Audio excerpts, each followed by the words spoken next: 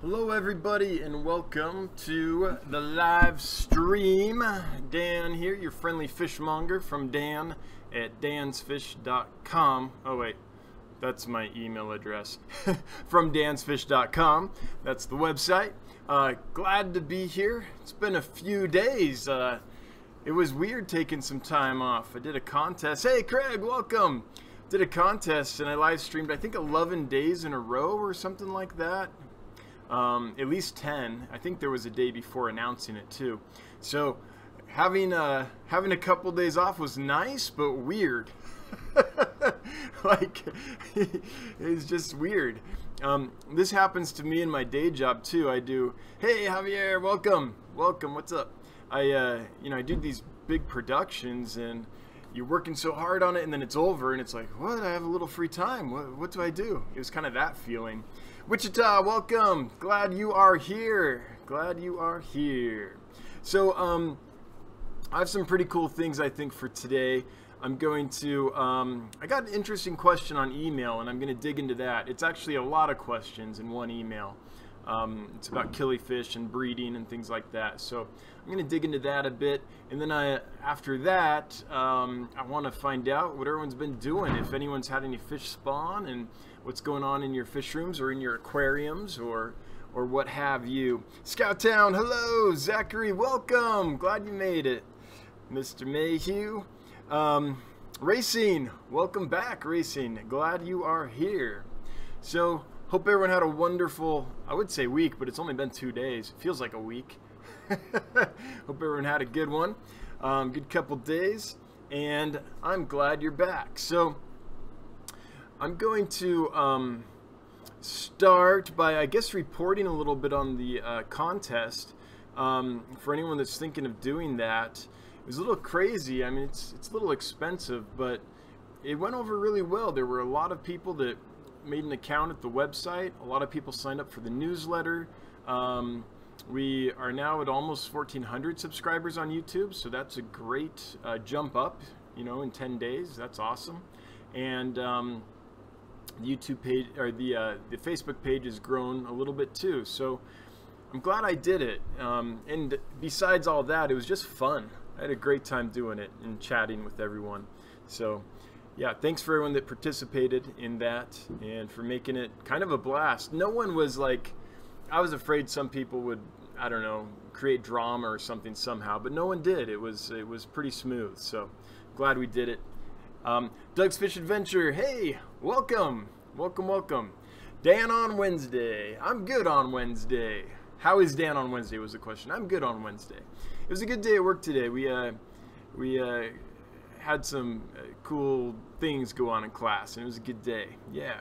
Christopher, hey Chris, checking in. Currently conditioning threadfin rainbows. Good. Panda barbs and white clouds for future spawns. All right, yeah, those should all breed for you. How big are the panda barbs? Just curious. Michael, hello. Carter, hello. Welcome. So I'm going to start by answering an email question I got. It was an interesting question, and I think it'll maybe open up some interesting discussion. And once we're done hashing that down, then I just want to hear about what's going on in everyone's tanks. If anyone's bred anything, how the spawns are going. I know someone had some peacock gudgeons spawn on like Sunday. Want to hear how they're doing, things like that. So I'm not going to reveal this person's name because I'm not sure if they want their name out there, but here's the email. It's a little bit long, but it's pretty cool. There's some neat stuff in here. So, hey, it's so-and-so. I apologize in advance because I'm going to ramble. And there's a little rambling, but it's not too bad. Let me start by saying I love to breed and sell fish. Okay, you already have me interested. That's something I love to do too. I'm a stay-at-home mom, and I already have all these fish tanks and fish that I take care of. I think it would be great if my hobby could pay for itself. Yes, and it can. I don't think I'm going to just start making big money or anything, but I have the room and the time, so I might as well give it a go. Yes. I would really love to get some killifish that are not readily available in the US. Well, that's not hard. There's a lot that aren't available. We'll get into that. I see all these really pretty ones on Aquabid, and they aren't here. I have looked at Sell Fish Guy on Aquabid. Yeah, I've bought from him. I can tell you about my experience. And I have sent him an email about dwarf red galaris, Fundulopanchax Shodestedii. I always wonder if I'm saying that right. Shodestedii. You know, this is one of those names you always read, but you never hear. So, Shodestedii, I think, that he has listed. What is your favorite killifish? I'll answer that in a moment when I'm done reading this. Could you keep different types of killifish together if they look very different, or do the females look so similar that it wouldn't matter? Good question. Any tips on deciding what would be good to sell? Yes. I'm going to be getting a group of bettas to sell soon, so if I hate shipping, then all of this will just be for fun and I will have a fish room full of awesome fish. Okay, so you're going to try shipping fish, it sounds like, for maybe the first time, and you're going to try some bettas. I'm very blessed that my husband enjoys the hobby as well. That is awesome. I would really love to have different types of teeny tiny killifish. I'm working on getting different types of live food cultures, and I'm hoping if I'm any good at that, I could sell those as well. Okay. I love those gobies you have, and then from there, then I'm going to skip some stuff, and then I really appreciate that you taking the time to talk to me. I have a lot going on, but this is something that I thought was interesting at the end here. I also want to raise some prawns for food this summer, and I'm looking into what it would take to use my family's land to possibly raise fish on it again. Prawns, that's interesting. Now, I have no idea. I've never raised prawns, so I can't answer that question. But it's interesting that you have land to raise fish on again. And then this is cool. My dad used to raise catfish with his dad back in the day. It's about 11 acres. It's all empty tanks. I wonder if she means ponds, because 11 acres of tanks would be a lot. I think 16 or 18 ponds, I'm guessing. So if you know anyone who does big fish like that, I'd love to talk to someone about a bigger operation. I'm sure I'll have more questions to come. Thanks again. So there's a lot in this email. So I'm going to dig into it and answer some questions that I can answer and pass on some I can't. But so let's start. So this person has several fish tanks. They want the hobby to pay for itself. They don't think they'll make big money or anything, but they have room and time and want to breed some fish. Great. And killifish is one of their interests. So let's start with that. So you want to raise some killifish and you want to pay for the hobby. So if that's what you want, or pay for their food, right? Let's see here. Hobby pay for itself. Okay, so that's more than food. So that's something you can do. It just depends on how expensive your hobby is, the way you do it, right? If you just have a 10-gallon tank with a plastic lid that you made and a sponge filter, that's not going to cost much to recoup, right? If you build an entire fish room, like I have behind me, that's going to take some time to recoup that. There's some serious cost in that, depending on how you build it. So, and there is a way to make money breeding fish, especially killifish. Now, I'm not saying that you're going to make a living or something, but for a side hustle, it's not bad. So what I would say is, if you want to just have lots of different varieties of killifish and have them pay for themselves, then I'd say have 3 to 4 aquariums per species, and you can raise a decent number of fish that way. Okay. Now, what tends to happen to people, though, is they start getting some killifish, and they're like, well, I don't have anything in that tank right now, and that fish is so cool, so they'll buy it and put it in that tank, and then pretty soon they're out of empty tanks. And that's a big problem if you're trying to breed, especially if you're trying to turn some kind of profit, whether it's just pay for the hobby, just pay for the fish food, or what have you. So, or make some actual money and put it in your pocket. That can happen too. So I would say 3 to 4 tanks per species. 4 would be great. If you want to make real money doing fish, and especially killifish, and by real I don't mean like you're going to retire from your day job and buy a Lamborghini. I just mean some side cash, but that is an actual profit. Then my suggestion would be to breed one species, breed it in massive numbers, and sell it to wholesalers. That's probably the best way to do that. But if you have lots of tanks and you dedicate 3 to 4 tanks per fish, then you can get lots of different species of killifish. You mentioned Selfish Guy. I've bought from Selfish Guy on Aquabid. If you look back in his feedback, I've left some feedback. It was 2 to 3 years ago now, I think, when I did that, and I had a good experience. I bought some, I think 4 pairs of Fundulopanchax, for blue galaris, the Niger Delta location, and I bought some Nothobronchius. And there might have been some other species, but those are the ones that I remember. And I had a great experience. Good seller, good size fish, good quality, and it was a great transaction. So from my experience, which is, you know, I think I also got some Lamprichthys tanganicanus eggs from them too. The Lake Tanganyika lampi killifish as well, if I remember right. And yeah, I think he's definitely a good person to buy from. Now, let's look at his auctions on Aquabid. What does he have available if he's a seller you're interested in? Most of what he has available is blue galaris. Not most, but he has a lot of different blue galaris available. The issue with blue galaris is they're awesome, they lay tons of eggs, but you have to crack the code on how to keep the eggs from going bad on you. And that's a little bit difficult. And I haven't cracked it completely. I can get enough fry to keep it going and have some to sell, but I haven't figured out, or tried hard enough to figure out, I guess, how to harvest several hundred eggs and have, you know, 90% of them hatch. But if you're willing to do that, and there are people that can do that sometimes, it's a little difficult, then yeah, get the blue galaris. However, the issue is going to be, you're probably going to get in the situation which almost everyone gets in with them, which is you get tons of eggs and then you have trouble figuring out how to make them go to term until they hatch. Now, I'm not saying it can't be done, but maybe something, if you're interested in the dwarf red galaris, like you said, is get a pair or two and get some eggs and start experimenting and seeing if you can do that, if you can get a good yield, in which case, you know, get some of those. But so he has blue galaris, good fish, awesome fish, beautiful fish.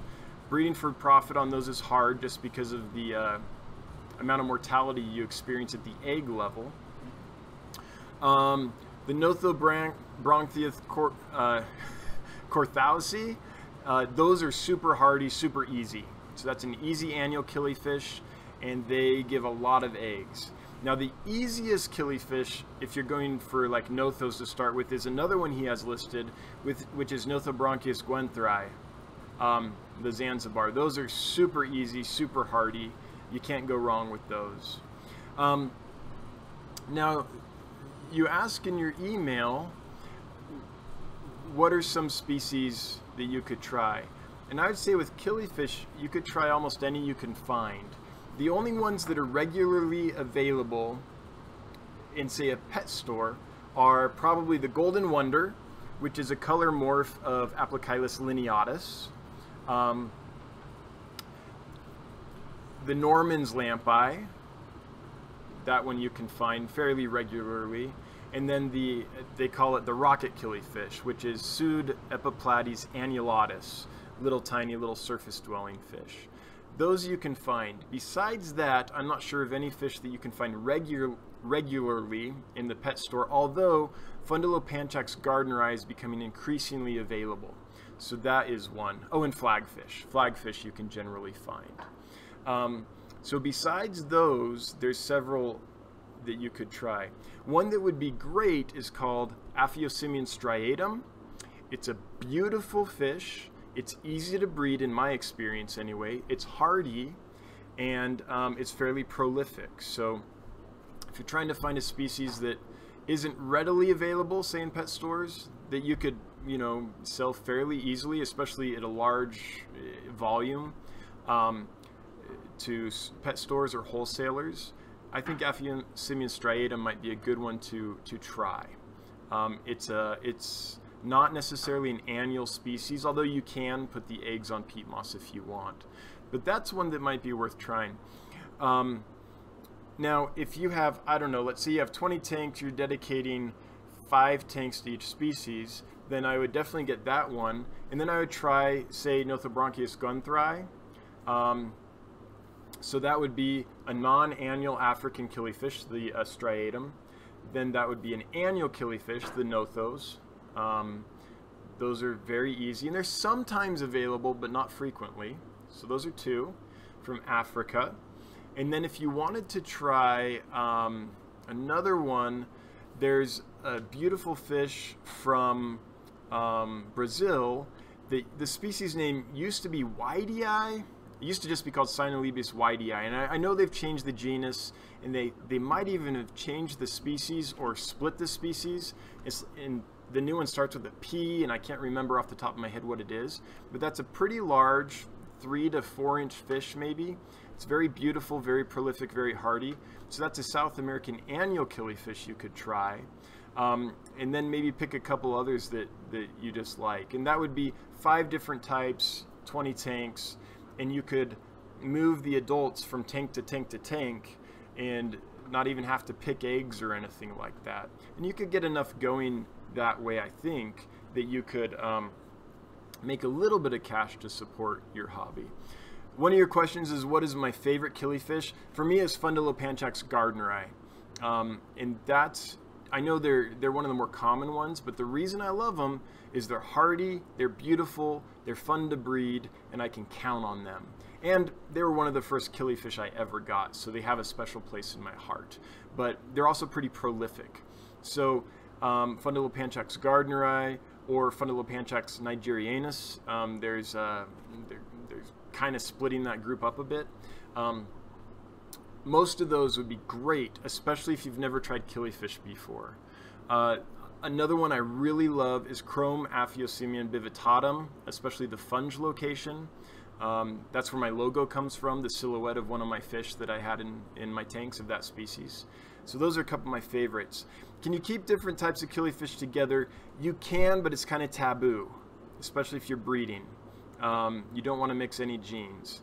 Now, you could mix, say, a non-annual, say, Aphyosemion striatum with what I'm going to call Cynolebius whitei, even though I know that's not the current name, and forgive me. But, you know, and they're not going to crossbreed. But in general, you probably wouldn't want to mix the species if you're trying to get any kind of production out of them, if you're trying to spawn them. I would highly discourage that. Although sometimes I've raised like Chrome Aphyosemions with Aplochilus.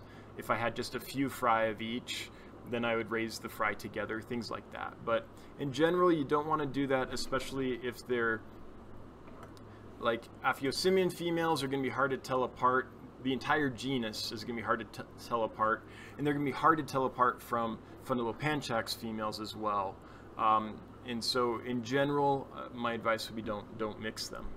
There's exceptions to every rule, but in general, I wouldn't.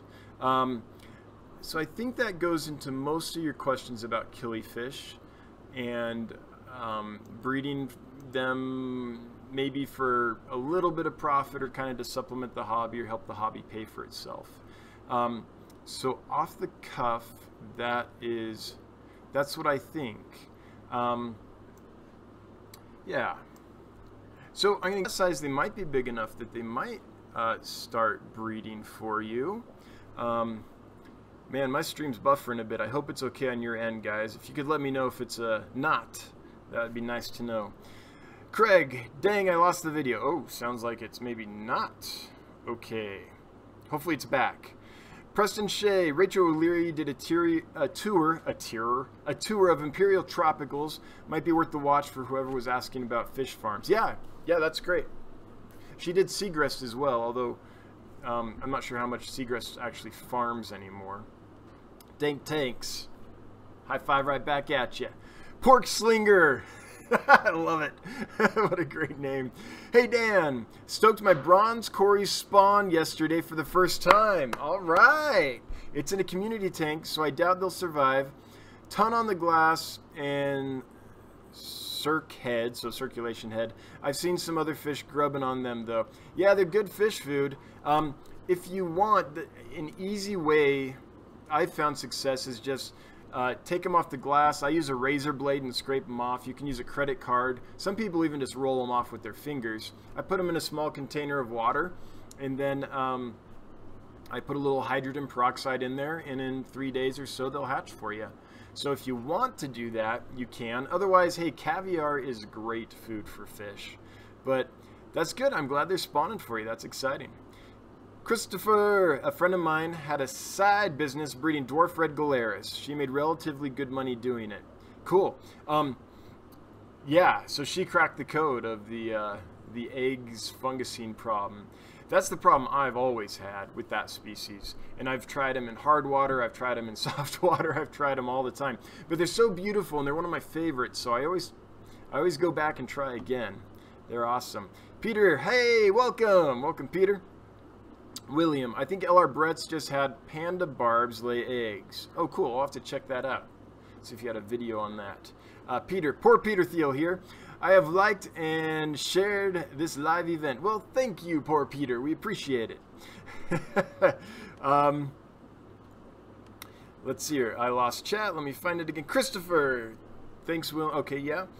Rich Andy, hello. Hello. Hello, CL. Hello, Lumpy Dog, who is in the house. Last time Lumpy Dog was in Hot House, so I'm glad you're back to in the house, Lumpy Dog. Christopher, Dan, it is now, yeah, Nematolebus widei. And then isn't there like what's the other one? Nematolebus paparensis or paparelli or something like that. Yeah. Yeah, they changed. So there's this guy in Brazil named Dr. Costa, and he's spent the last several years making my life difficult because he's changing all the names of all the South American annual killifish. And I say making my life difficult, I'm joking a bit. I mean, the work needs to be done.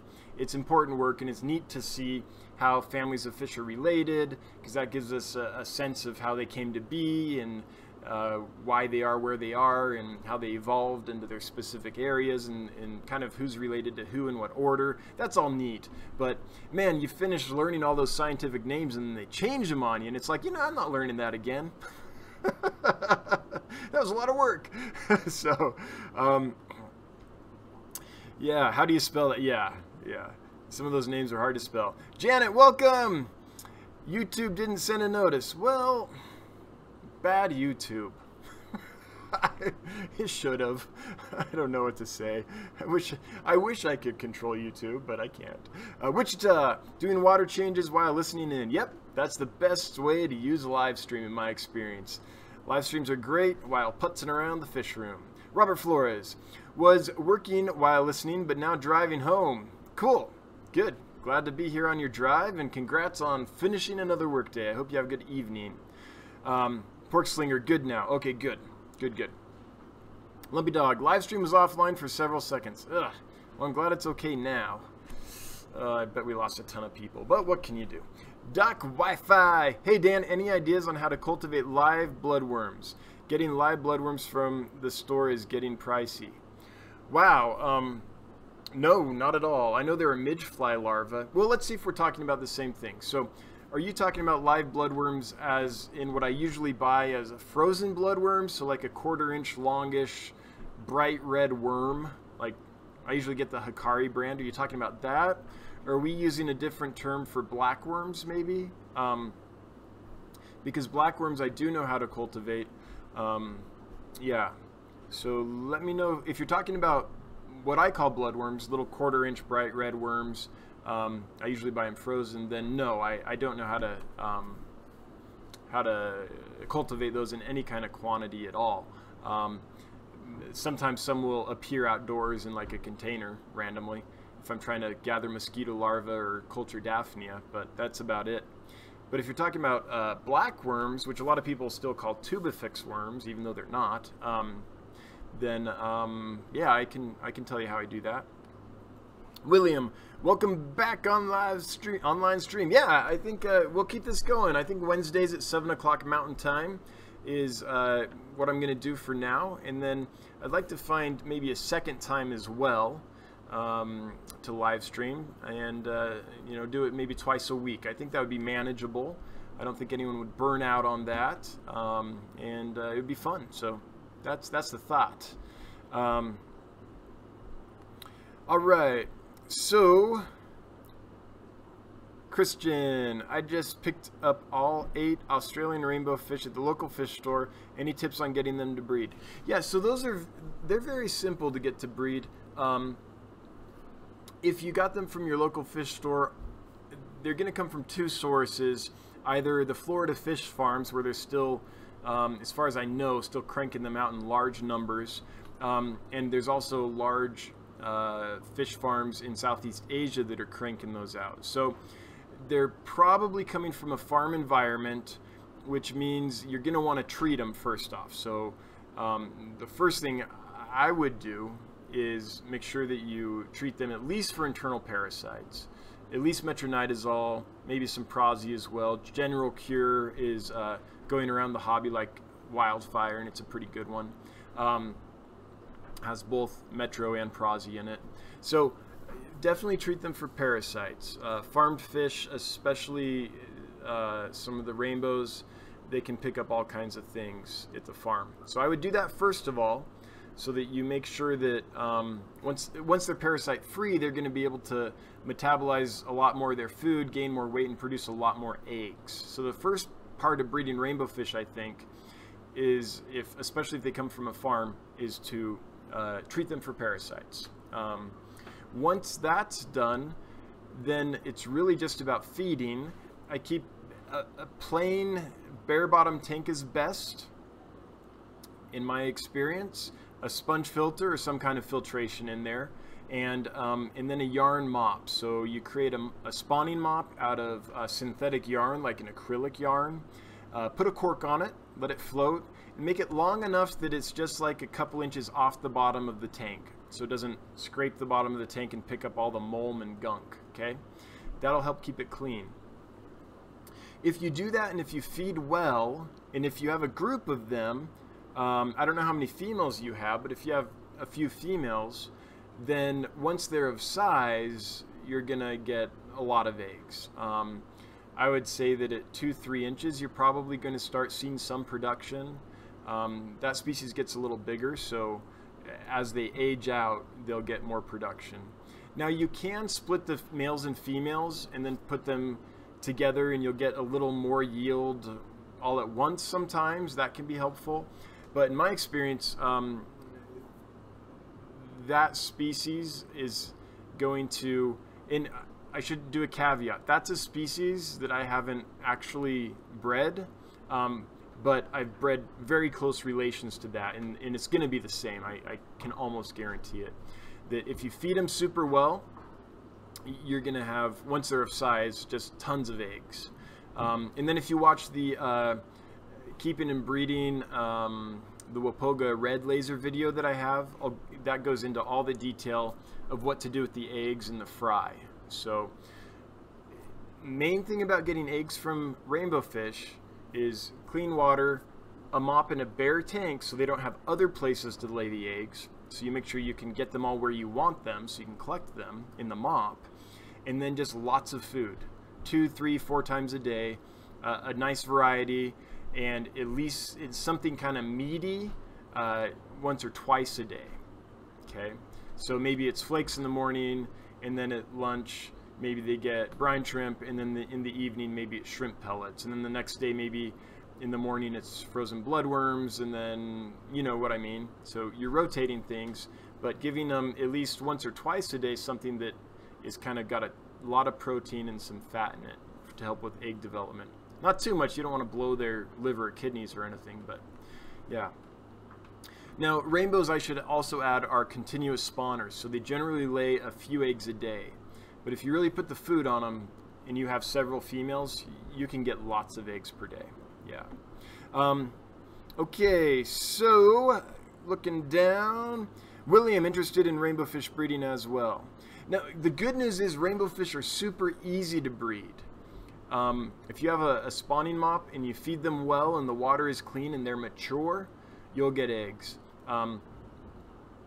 One of the counterintuitive things with rainbow fish is kind of the larger species lay smaller eggs than like the pseudomugals. So Melitaniatas and Glossoseps and things like that, their eggs are smaller than the small little than many of the small little pseudomugals, which that's the challenge with rainbow fish. When they hatch, they're pretty small, so getting them to feed is the challenge. Getting lots of eggs for me isn't generally a challenge.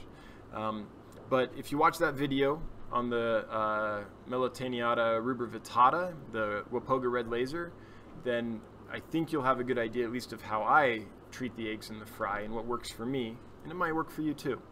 All right, Doc Willie, store calls them bloodworms. Not sure the difference between them and blackworms. Okay, I'm gonna and they're live, so I'm in. They sink and form a ball in the container, and you keep them in the fridge. That's what I'm gonna assume we're talking about. That's what in my area they call those blackworms. But if indeed it's blackworms, like California blackworms is one of the major farms, if it's that kind of thing, then how I do it is I just keep them in an aquarium with a sponge filter, and I just feed the heck out of them. So I feed them fish food, usually sinking pellets or algae wafers. Every now and then I'll feel generous and I'll give them a lump of rapashi. And I just put that in, and eventually you kind of want to put in as much as they'll eat within about a day, so it doesn't just, you know, turn into a massive mess. So you'll get a feel for that, and as the colony multiplies, you'll just keep adding more and more food, and eventually you'll have tons and tons of worms in there. Now, in the tank I have mine in, I haven't worried about putting in a place for them to hide or any of that, but you could, and they probably like it. So something I think I'll do is probably put in like a shallow plastic tray with a light layer of gravel in it, and put the worms in that, and then I can centralize the food more, and they'll have a place to kind of dig into the gravel. So I might try that. But the other thing you can do is you can get some kind of thing, like Metalamat, say, put it down on the bottom of the aquarium over like a quarter of the bottom of the aquarium, and put some stones on it or something so it stays sunk down on the bottom, and that can be a place where they can hide and things. And then to harvest them, you just lift up the mat and you can harvest them. But just clean water, sponge filter, and I feed them fish food, and it works great. Sinking fish food, like sinking pellets, work great. In fact, basically,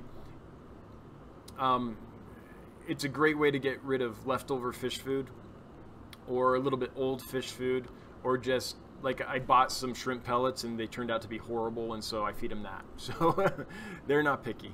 Yeah, so that's how I do it.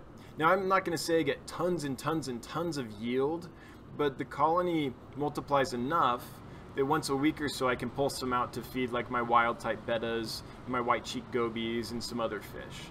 To get real high yield, what they do on the farms is they actually take those worms and they cut them up into smaller pieces, probably not super small, but they kind of rake the bottom of the pond, which segments the worms into different pieces, and then those each piece will turn into a new worm. That's how they do it.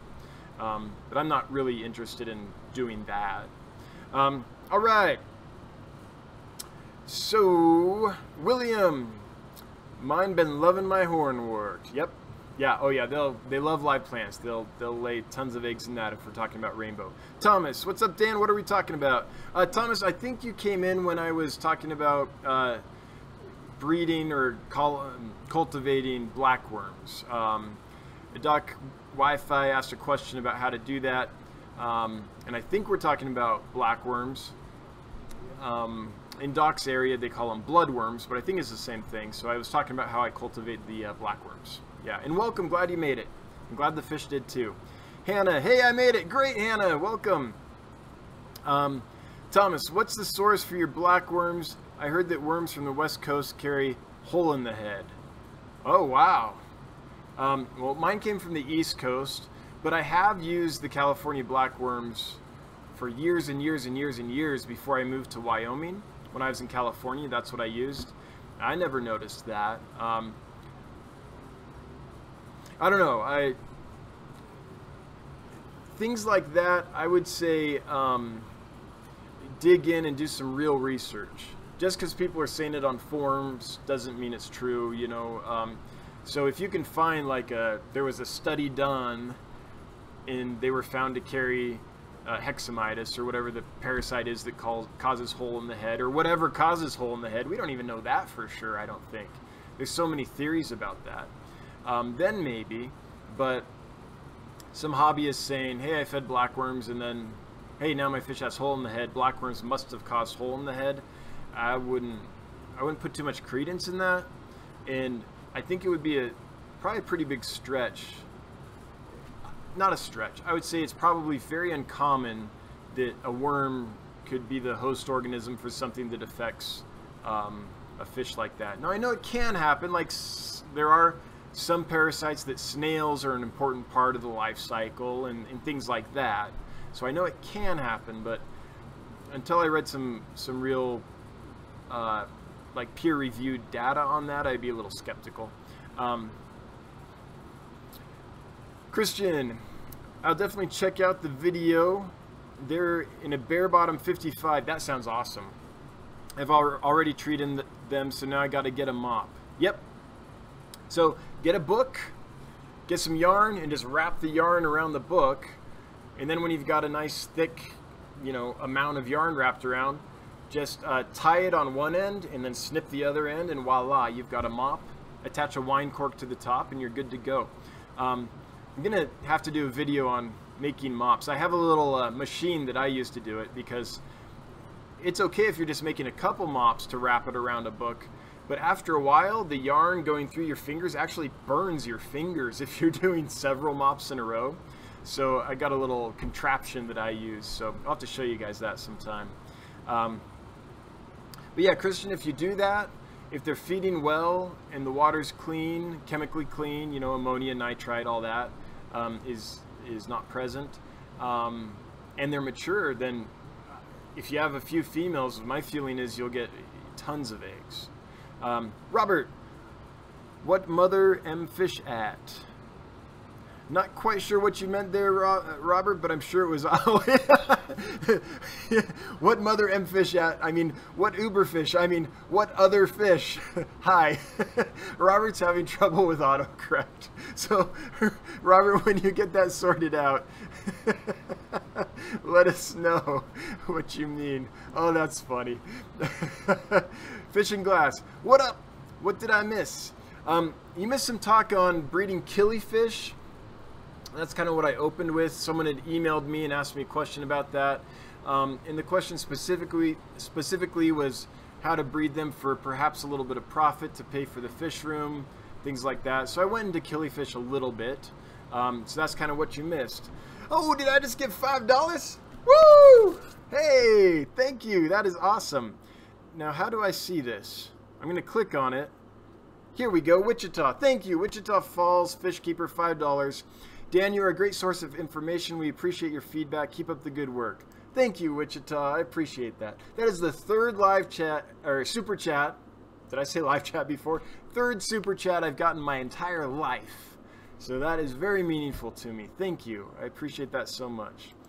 All right. And thanks for being here repeatedly, time after time. Everyone that's here, you know, this would just be weird if you weren't here, just me talking to the camera by myself. So thanks for being here. Thanks for being an awesome community and making this fun. I appreciate you guys too. All right. Okay. Now that I did that, I don't know how to get off it. I'm new to Super Chats. Hang on. Okay, here we go. So let's see here. Hannah, everyone I talk to or watch say to get blackworms from California. Yeah. So okay. So there's been a source for blackworms from California for many years now, and there's been one on the East Coast for many years now. Honestly, they're probably the same. I've used both. I've had the same experience with both. The problem comes in the warm weather when you try to get blackworms. They don't ship well in the warm weather. They hate it warm. They just break down super quick. And so if someone buys from either California or the East Coast in warm weather, odds are it can often be an issue. And so, you know, it just takes someone ordering once and having that problem before they say, don't buy from this company. And it's true, the company should, if they're doing this for their living, they should package them properly and send them quickly enough and all that that they can get there alive. But so should I, you know, when I sell fish, and every now and then I just run into a problem, and they probably do too. But warm weather is hell on blackworms. So in my experience, in warm weather, they both are about equally successful, and in cold weather, they're both generally steadily successful. And the reason I'm getting mine from the East Coast right now is just because I happened to do a fish order with a wholesaler on the East Coast, and they had a bunch available, so I just added that to my fish order. But it wasn't because I don't like them from California or anything. I honestly think they're about the same, at least in my experience. Now, other people could have other experiences, and that's totally valid, but I've got a lot of samples from both sides, a lot of transactions with blackworms on both sides of the United States, and my experience has been they're about the same. All right, so Robert, sorry, phone spazzed out. Well, no problem. That was funny, Robert. It's just like trying to eventually just throw the phone against the wall, right? Yeah. What other fish are you interested in that if you had more room, you'd get a tank full of? Well, for me and other people, let's throw that in the chat too. If there's a fish that you're like dying to get, for me, there's several, so many kinds of killifish that I just absolutely love. And oh, hang on, I got another super chat, so I'll get the super chat in a second. I see it though, thank you. But lots of killifish. My bucket list is Congo Panchax burchardi, which is a tiny little lampi. It might be called Poro Panchax burchardi. It used to be called Aplicylus burchardi. It changes all the time. But yeah, those are gorgeous. I've seen them once. My friend had them, and I've never kept them. But they were stunning when he had them. Betta macrostoma is on that list. And there are several species of killifish on that list. I would like to get into Goodeids sometime if I had a temperature, a facility that had the right temperature for them. And then on the opposite temperature-wise, I'd like to get, there's all kinds of Athenia species. So that's a Middle Eastern and North African killifish species. They're awesome. And different kinds of pupfish that I think could be really neat. So mostly killifish. If I could just keep something for fun and have the tank space, there's all kinds of killifish. But that being said, there's some Rhinogobia species that I really want to breed. There's some dwarf cichlids I really want to do. The list is long. What can I say? But top of the list, like bucket list items, are burchardi, either Poro Panchax or Congo Panchax. I don't know what it's called right now. And Betta macrostoma. Those are a couple I'm really interested in. Yeah. How about you, Robert? What are you? What's the fish that you really want and just haven't got yet? Lumpy Doug. Can killi fry, I think, survive on algae and microorganisms is in a well-established planted tank? Yeah. I see it happen all the time, and it's happened to me too when I haven't tried to breed them and they just grow up. Or where you move the parents and you don't think there's anything in the tank, and then you look back later and it's like, hey, there's a bunch of fry in there. Hang on, I want to make sure I'm not missing the super chat here. Here we are. Christian, thank you, Christian. No comment, no question, just straight up $5. I appreciate that. Thank you so much. Super chat number 4 in my life. Thanks. I appreciate you being here. Thank you so much. Let's see here. So, yeah, they can. You're not going to... I'm back to Lumpy Dog's question. Sorry, I switched brains and then switched back. You can. You're not going to get high yield, but it can definitely happen. Yep. Thomas, the head of the North American Betta Conservatory said it. Well, if that's at least a source that you think that person might know what they're talking about, so you know, that adds a little credence to it. And I'm not saying that they don't. All I'm saying is that there are there's so many things in this hobby that haven't been proved to be true, but that are treated as gospel. They become part of the lore, part of the culture, and all that. And yeah, until there's some kind of actual like evidence and corroboration and things like that, I just tend to be a little skeptical of it. That's all. Maybe it comes from, I have a fairly academic background, maybe that's why. That's just my personal take on it. But hey, if that's someone you trust, Thomas, and you know, and they've given you reliable information in the past, and they're saying that, then better safe than sorry, right? Yeah, that's probably what I want to say on that. Doc Willie, cool, thanks for the advice. You're welcome, I hope it helps. Hangar, hey, welcome, Hangar 77. Doug's Fish Adventure. What about your fish room tour? This week, yeah. So I probably won't get to shooting it until Saturday, but I don't think it's something I'm going to have to edit or anything. I'm going to go around with the camera and just do it in real time like that first fish room tour. So the plan is to do that on Saturday and to post it on Saturday. Now, please don't burn me at the stake if it doesn't happen, but that's the plan. So this week, that's on my list. That's one of the top things to get done. And Saturday is when I think I'll have the time to do it. Because I don't want to rush it or anything. I don't want to be like, I have half an hour, I got to get this done. You know, I want to be in the right frame of mind. And that's the day when things will be relaxed enough that I think I can pull it off and do it well. So, yes, thank you for reminding me, Doug, keeping me accountable. I appreciate it. William, pom-poms for cheerleading. Make great mops. Oh, wow. L.R. Brett's cheerleading pom-poms is it L.R. Brett's trick. Cool. There's another one I tried was like I call them the little poof bath sponges, like you put your body wash on. Those can work too, and they float. The issue I had is every now and then one will get a hole, and a fish can actually swim into them and get stuck. So I stopped using those. Easter grass is another good one. But for collecting eggs, I like yarn mops. But I'm going to have to look at pom-poms. I confess, William, I don't know anything about cheerleading pom-poms. Maybe I've just been living the wrong life. But I wonder if they... because here's what I'm looking for. So mops are great for any species that doesn't want to spawn just at the top.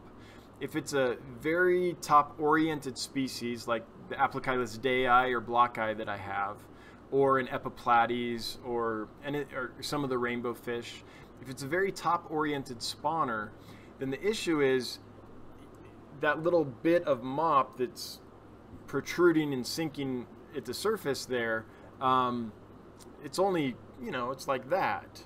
And so it's not a lot of space for the fish to lay their eggs. So what I've always been looking for and haven't found yet really is some kind of thing that kind of spreads out across the top of the surface and sinks down an inch or two and takes up a good, you know, chunk of surface so that the fish that are top spawners really have a lot of options and there's a lot of cover for the eggs.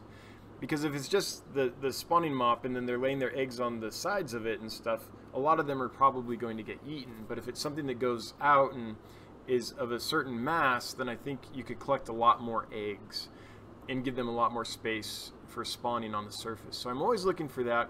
Something that I'm wondering about is like the microfiber like dust mops. That's something that's weird. I'm gonna end this and start again because YouTube just popped up and said uploading the archive to your channel, stream complete. Oh, now it's resuming. Okay, I hope I'm back. That was really weird. Like YouTube just popped up a thing and said stream is complete. archiving to your channel, but then it just clicked back on. So I don't know what's going on. I think it's a YouTube issue, but that's always convenient, right? To blame YouTube. So I'm not sure, but anyway, I think I got through my floating mop kind of quest comments before it got all cut out on you. I hope so. Hope everyone can still see and hear. Looks like we're back. Okay, I'm just gonna go on. Aquarium Co-op. Yeah, hey, Aquarium Co-op. Another great screen name. Lumpy Dog. That super chat just got at Wichita Falls Fish Keeper a new subscriber. Me. All right, great. I'm glad you subscribed, Lumpy Dog. Welcome, welcome. Aquarium Co-op. Me too. Oh yeah, awesome. Cool. Thanks, Wichita. Got me a couple subscribers. I appreciate that. Wichita, the fish fam is an awesome community. It is, for sure. I talked in one of the live streams I did during the contest a few days ago about my personal experience with it, and I'm not going to go into that in huge depth right now, but basically there was a time when I had an injury and I was, stuck in bed for weeks, and something that got me through it was just the fish fam videos, because it kept me interested in the hobby and up to date with the community and all that, even though I was just flat on my back in bed. So fish fam's really helped me through some tough times. I appreciate you all. All right, Thomas, what do you use to remove chlorine from your water, or have you covered it in an older video? Yeah, I'm sure I've covered it, but I'll answer the question. I use a carbon block filter. I'm going to move the camera and see if I can show it to you real quick. Let's see. Do you see those? You can see one of them. That blue filter there. There's two of them, and that has a big carbon block in it. So I have two carbon blocks, just for redundancy, and all the water that comes in the fish room goes through there. So that's what I use. Otherwise, I use, like, I think it was Prime that I was using. I've used Amquel. I've used what else over the years? Stress coat, all kinds of things. But right now, just all the water that comes in the room automatically has the chlorine removed. And I'm really lucky. There's hardly any chlorine in the water here. The water is super high quality. It comes from some mountains that I can see from my yard. So I can get to the mountains in 20 minutes. And that's the source of my water. In between me and the mountains, we don't have like a big industrial complex or anything like that, so it's pretty darn pure. So I don't have to do a lot with that. Let's see. Janet just went offline again. Yeah, I think that was, yeah, I noticed that. Don't know why. Sorry that's happening. But at least we're back. Hangar, you back? Yes, I am. Lumpy Dog, Dan's not paying his YouTube bills. They're limiting his service. Yeah, that's right. That's right. That's right. It's like the electricity. Yep, got to start paying that. Janet Wittenberg Bachelor, LR Brett's just loaded a video today about using pom-poms. I'm totally going to check that out. For breeding some rainbows and mascara barbs, he used them in a plastic shoebox. Yeah. Yeah, I'm going to look at that. If I can find a way to make them float and spread out, that might be awesome. But I think also those, like, those feather dusters, those artificial feather dusters, that's something that might work. I haven't tried it yet, and I haven't seen any videos on it, but the texture and things I think is perfect. What I'm trying to find, though, is one of the right color. Like bright orange, I'm like, well, they'd probably spawn in it, but maybe I'll use bright orange if I can't find another color. But I think those might work too. But yes, I'm totally going to check out the pom-pom video from Mr. Brett's. Bob Clater. Lucas just did a live stream this evening. He featured his mascara barbs and them spawning in pom-poms. Yeah. He tells where he bought them. I think the pom-poms might be what you're looking for. Yep. Okay. Consensus is check out LR Brett's live stream that he released, and I will. Robert, so jealous. Sac County water. Oh, I know. I know. I'm originally from Northern California. Sac County water is, I'm going to say bad in case there's children around. Literally the worst. I have to prime the heck out of it. I know, man. It's hard. It tastes nasty. And there's so many chemicals in it. I know. Folsom Lake Yep. Thank you, Folsom Lake, right? Which, when you go swimming up there or water skiing, it's not a huge surprise that the water tastes bad, because that lake is pretty murky, man. Yep. So what I'm talking about is Folsom Lake is the water source for a lot of the Northern California area. And it's a great fun lake, but the water is brown, brown, brown, brown, brown. Thomas Perkins. I would have gone insane without fish videos. I can't do a ton in the fish room. I need to automate the water change process as much as possible. Yeah, it's been great, especially if if you have any volume of aquariums, it helps. And you know, it doesn't take away. Even when it's automated, there's still upkeep. You know, there's algae that grows you have to scrub, and you'll get mulm on the bottom, and you have to remove that somehow, sometimes, and things like that. But in general, it's wonderful, and it just means that you're going to have consistent changes. So if you have lights on a timer and water changes on a timer and all this stuff, you end up with these very consistent environments. And when the environment is consistent, then you can get to know it very well, to the point where you know what its capacity is, and it's fairly stable. So yeah, Thomas, automated water changes, you know, it was a ton of work, and to get it set up, I had to do things I'd never done before, watched a lot of YouTube videos, figured out some plumbing things, all that stuff. But in the end, it was totally worth it. But there were days when I was like, forget this, I'm just gonna fill them. I'm just gonna put a little bent piece of pipe on the end of my Python hose and fill them that way. I'm done. You know, there were days when it just took forever to do it. But once it's done, it's awesome. I mean, I would highly recommend it for anyone. It is worth it in the end, if you have a certain number of tanks. Yeah. Robert, and to answer my question earlier, I would really like a community of peacocks. I just really like colorful fish. Oh, did I miss your... I'm sorry if I missed your question, Robert, about peacocks. Hang on, I'm scrolling up to see what it was. Oh, peacocks are the fish that Robert would really like to get.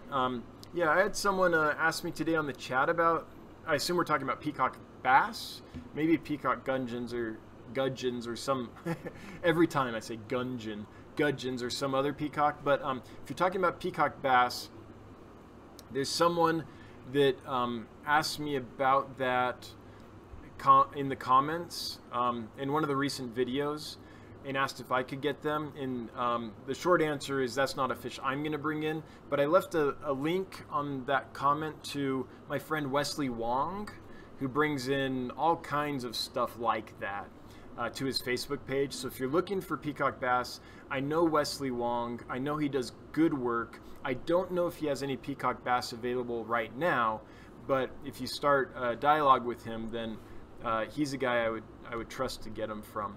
I've seen a lot of peacock bass come in over the years, and they come in super rough generally.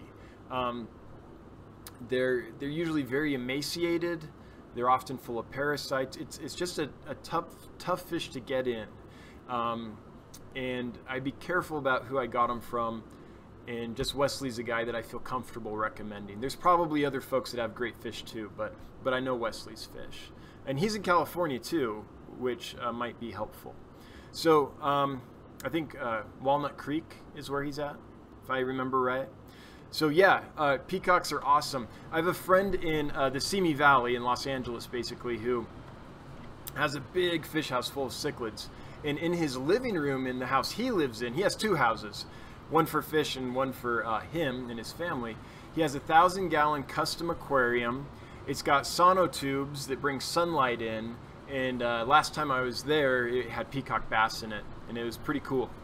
Yep. William, my wife likes you and Rachel O'Leary, so I got the okay to keep on watching these streams. Well, good. I'm glad your wife approves, because that's the half the battle, right? To a happy life, William. Good. Just for fun, family. Nick, hey! Hey, Dan, yes, that was me. Thanks for the advice. I'm going to check him out. Yeah, so, Robert, Nick was the one, just for fun family, was the one asking about the peacock bass. So, Nick, would you let us know which video that comment is on so it's easy for Robert to find it? I can't remember and I can't look right now or I think I'll lose the stream. All right, thank you. You're welcome, Nick. You're welcome. Robert, the colorful ones, they're small. I forgot the other name for it. I can get them, but no room yet. Yeah, well, I hope you do get them sometime. Yeah. So, we've reached the end of chat. We've gone about an hour, so we can shut it down now. But before we do, I'm curious if anyone was able to have any fish spawn between last time we talked. If you've got anything breeding in your room, if you have anything hatching, things like that. That's something I'm always interested in hearing about. Nick, yeah, you got it. Let me check right now. Okay, cool. Thanks, Nick. So Nick's going to tell us which video that was. I'm afraid if I click that button, this will all go crashing down. Fishing Glass. No, male ate the eggs again. Oh, shoot. Fishing Glass, was that the peacock gudgeon? Gudgeon? Dang it, I did it again. That's my nemesis. Gudgeon. Not Gungeon. I don't know why. Okay, cool. So the male ate the eggs again. So let's... Fishing Glass, what's the aquarium like? I'm might be able to walk you through that. Are there a lot of other fish in the tank, and is that stressing him out perhaps? Are there fish swimming around his cave all the time and just making him feel stressed? That can make them eat the eggs. It's only his second spawn, so there's also that. He's still new to the back seat, so it could take him a few more tries to get it right. But is there another male in there also that is trying to like impose his will on him? That can be stressful too.